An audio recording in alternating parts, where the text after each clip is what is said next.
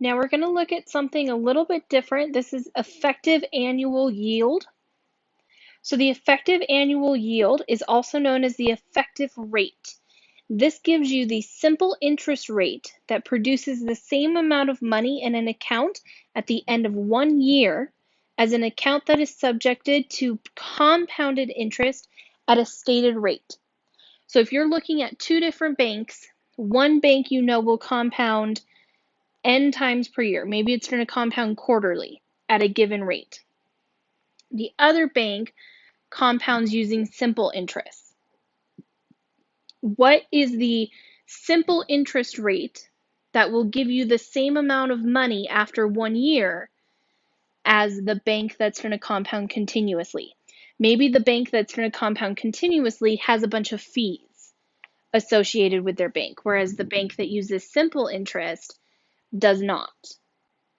So you think, okay, well, the simple interest rate bank might be worth it if they have an equivalent effective annual yield. That's what this formula tells us.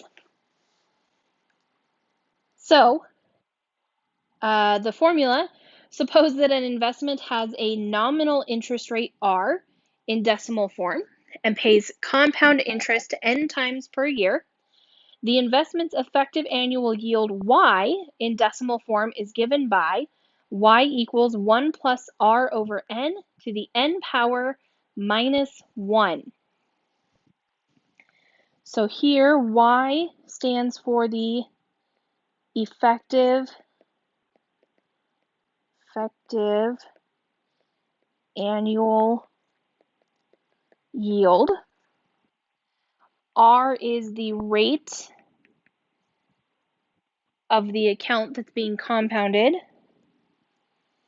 N is the number of compoundings.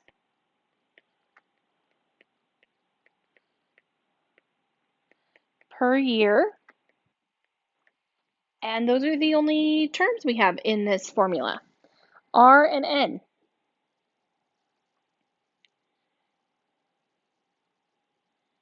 So what is the effective annual yield of an account paying 8% if it's compounded monthly, quarterly, and weekly? So you're looking at a lot of different banks, okay? I'm going to stick with this scenario. The first bank you go to says, oh yeah, we pay 8%, but we compound monthly. But they have really high banking fees.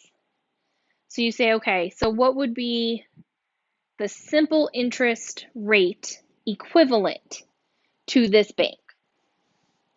That's what we're going to find out.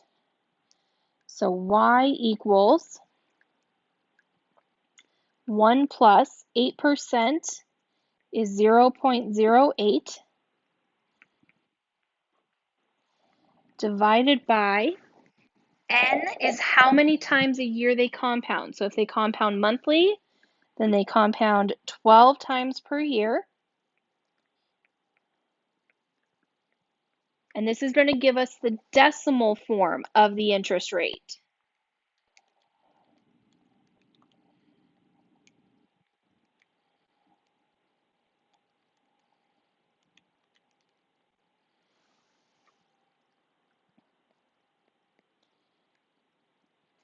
So we get 0.083, which is 8.3%.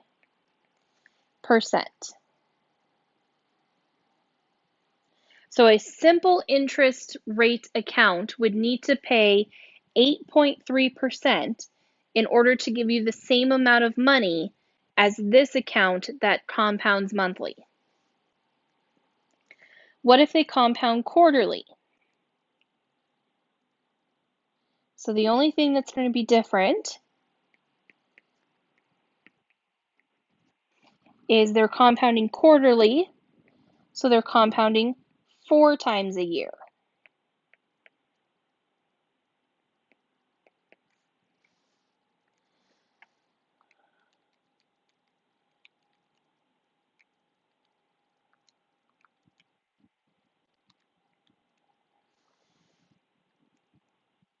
So now this is 0.082.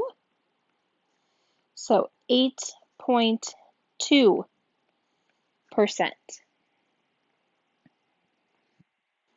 So a simple interest rate account would need to pay 8.2% interest in order for you to end up with the same amount of money at the end of 1 year.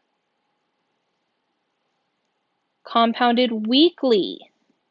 If we compound weekly, then that means we compound 52 times in 1 year.